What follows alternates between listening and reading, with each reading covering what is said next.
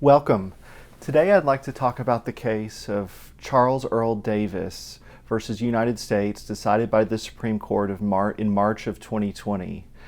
From an appellate perspective, this case is particularly interesting and wide-ranging, although I doubt anyone read anything about this case in any newspapers or magazines. This case dealt with a very technical question, which is simply what are the implications of Federal Rule of Criminal Procedure 52B?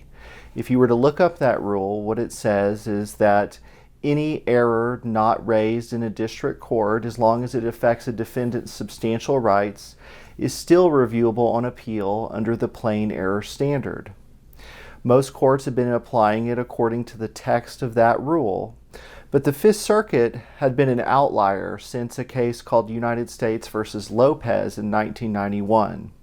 In Lopez, the Fifth Circuit held that while legal errors, of course, could be reviewable under the plain error standard on appeal, any factual errors are actually not reviewable at all if they're unpreserved at the district court.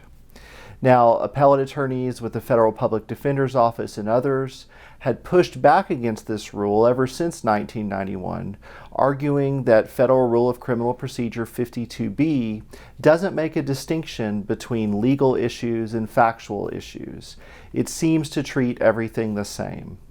This had been a problem that had been raised multiple times in dissents and concurrences at the Fifth Circuit, and it really culminated in the recent few years when Justice Sotomayor wrote a concurrence to a denial of a petition for writ of certiorari, saying while this isn't the case to do this, someone needs to intervene, or the court needs to intervene at some point and correct this outlier in order to say that any unpreserved error, as long as it can meet the four prongs of plain error review, can be reviewed at a court of appeals on plain error.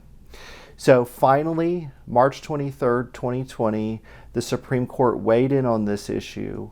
overruled the Fifth Circuit's distinction between legal error and factual error,